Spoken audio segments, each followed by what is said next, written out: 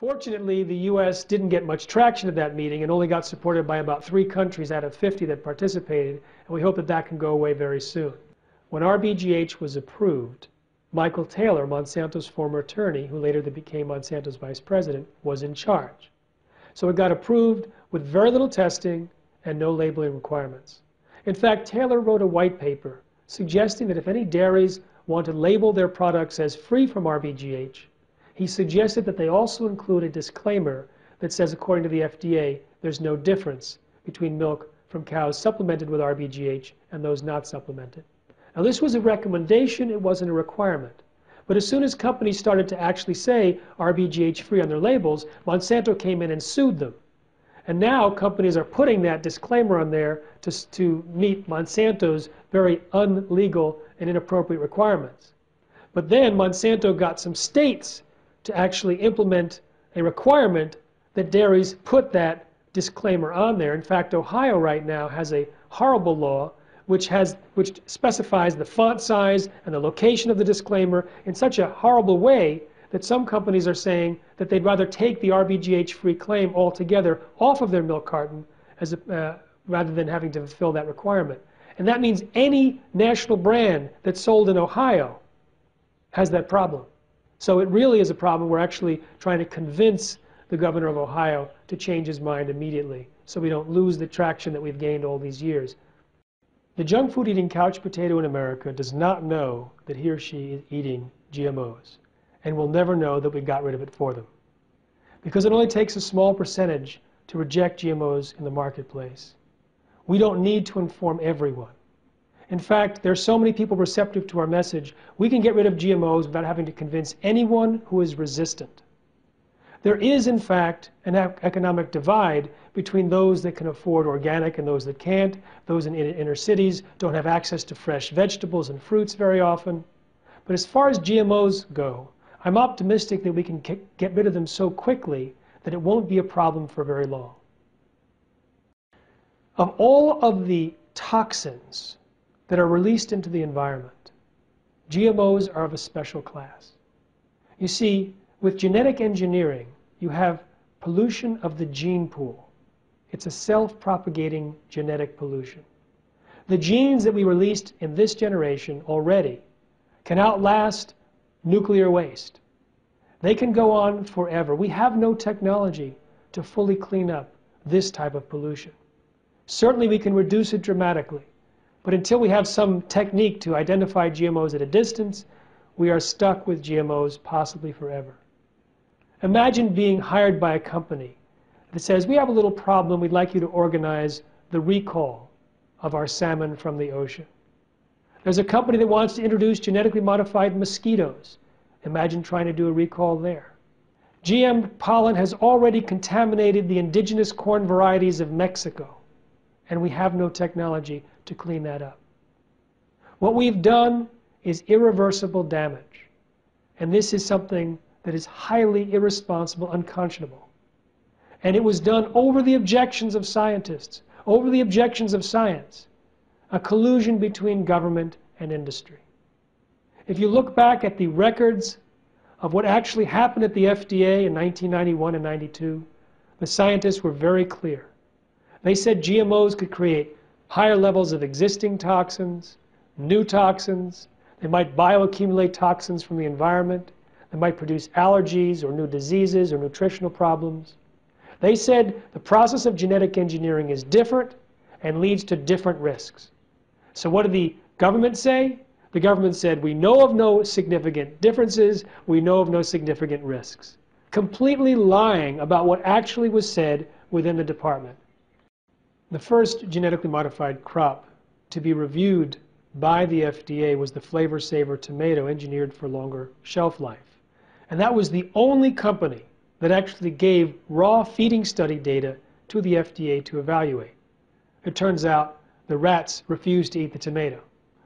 Now, this is not uncommon. In fact, eyewitness reports from all over North America and around the world show that a variety of animals, when given a choice, avoid eating GMOs. Cows, pigs, squirrels, geese, elk, deer, raccoons, mice, rats, chickens, and buffaloes. So it's my job to get humans up to the level of animals. When they force-fed the rats the tomatoes, 7 of 20 developed stomach lesions, 7 of 40 died within 2 weeks. Now, if you look at the data that was recovered from a lawsuit from within the FDA, they're clear that there were unanswered questions related to safety, and that the tomatoes did not meet their normal standard of reasonable certainty of no harm. But the political appointees did not put up any red flag to block the tomatoes. In fact, they said that the tomatoes passed with such flying colors that no subsequent GM application is going to even require the level of evaluation that the tomatoes had. From that point on, it was purely a voluntary consultation process where the companies can choose if they wanted to even talk to the FDA, and they could determine what data, if any, they were to turn over to the FDA. And it's always been summary data, not enough to properly evaluate safety. If the reviewers want more information and ask for it, they're typically ignored. And at the end of the exercise, they write a letter. For example, a letter to Monsanto which says Monsanto believes its foods are safe and understands its responsibility to make that determination. So the FDA has no further questions. The FDA does not even approve GM crops. They let the companies do it themselves. When you look at the actual research that's done by the companies, they have rigged their research to avoid finding problems. Even very serious problems, even deaths of animals, are dismissed as not statistically significant or not biologically significant or not treatment related without scientific justification. I've analyzed with many, many scientists around the world how these biotech companies have bad science down to a science. They use the wrong controls, the wrong detection methods, the wrong statistics, the wrong reporting protocols. It's absolutely horrendous. I'll give you some examples. When Monsanto wanted to pretend that injecting cows with bovine growth hormone did not interfere with the fertility of cows, stolen documents from the FDA made public revealed that they apparently added cows secretly to the study that were pregnant before injection.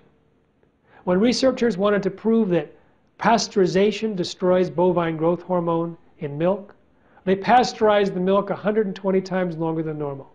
They only destroyed 19% of it. So they added powdered hormone to the milk at huge volumes and then heated it 120 times longer than normal, and only under that rigged condition did they destroy 90% of the hormone. But that's what the FDA reported, that pasteurization destroys 90% of the hormone.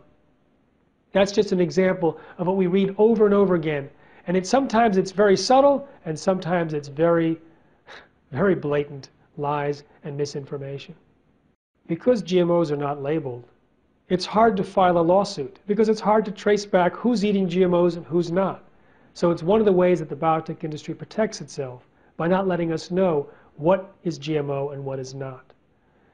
I've talked to some former Monsanto employees and got quite an interesting insight into the company.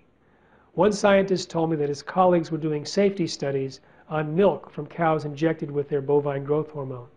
When they saw how much IGF-1, insulin-like growth factor 1, was in the milk, these 3 scientists refused to drink milk again unless it was organic. He also told me that there was a study that showed problems with rodents that were fed one of Monsanto's GM crops. So instead of withdrawing the crops, they decided to rewrite the study to make it look less of an adverse finding. A former salesman for Monsanto took the job because he was so impressed by the words of former CEO Robert Shapiro, who claimed that GMOs would help the world. And so when the employee orientation meeting happened in St. Louis, this man, Kirk Azevedo, stood up and described all these great things that Robert Shapiro had said. After the meeting, a vice president pulled him aside and said, "Wait a minute.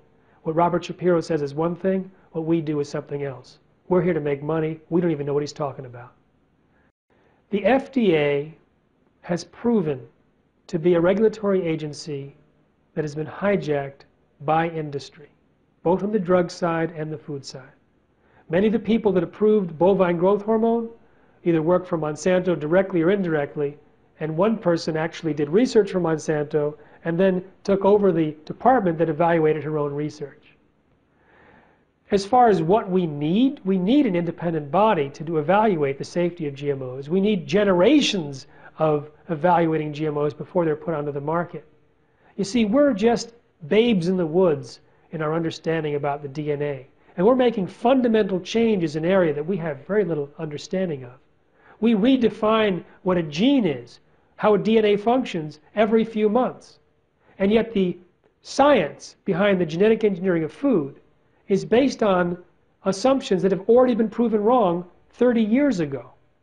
So we're in a situation right now where industry has pulled the wool over the eyes of the public and has millions of people that they support within the agricultural industry and with the academic side, and of course within government, that keep pushing the same myths. They give the myth that it's safe, that it's been proven safe, that it's precise technology, that it'll feed the world, that it's needed, and that it's here to stay. All of those things are false. In fact, it's a very dangerous technology fraught with unpredicted side effects. It hasn't been proven safe. In fact, the industry research is rigged to avoid finding problems, and the FDA doesn't require a single piece of research for safety. It's unreliable. It can easily be withdrawn in terms of, well, it can be stopped, but it won't be 100% withdrawn from the genetic pollution. But we can do a good job there too. Henry Miller used to work for the FDA and said to the New York Times that Big Ag has gotten everything they have asked or told the regulatory agencies to do. And that's the way it is. Big Ag, big corporations, it's hard to define where corporations end and where the government starts. There's a connection there which is extremely unhealthy and can have long-term consequences, and already has long-term consequences. And GMOs are one of the most serious because it affects everyone who eats and all future generations and the entire ecosystem. What you see in genetic engineering is a pattern which is prevalent throughout the government, where corporations have influenced the regulations over themselves in such a way that they were given free rein to make big bucks without consideration for health and environmental consequences. And fortunately, from the side of GM food, it is easier to stop than the other major problems. It's easier to stop than problems that require policy change, because we can do it from the side of the market. Because people vote with their forks, they vote with their dollars, we can have a revolution in the kitchen. And that's what we're focused on. We realize, I have a small NGO, small nonprofit organization. How can I go against the millions upon millions that Monsanto spends to lobby Washington, to buy and pay for elections, etc.? We can't. But we can go to consumers who are concerned about their health, to health-conscious shoppers, to parents of young kids, to doctors and their patients, to the general public where they're concerned about what they put in their mouths and the mouths of their families, and give them accurate, defensible information about why GMOs are unhealthy and why we shouldn't eat GMOs at all. And then give them a shopping guide, how to avoid eating GMOs. These are the tools to affect policy, at this point, greater than lobbyists, greater than money for campaigns. Because this is the tool that will get the food companies to kick out GMOs when they become a marketing liability. Years ago, they called 98% of the DNA junk genes. Because they didn't code for proteins, they figured they were just a refuse pile of previously accumulated genetic material. Now they realize, oh, it's very important. They used to think that genes could be sorted and moved in any direction and anywhere on the genome because they acted independently. Now they realize that there are families of genes that work together as a network. They used to think that one gene produced one protein, produced one trait. That's false. So what we have here is an evolving understanding of the most fundamental level of biology.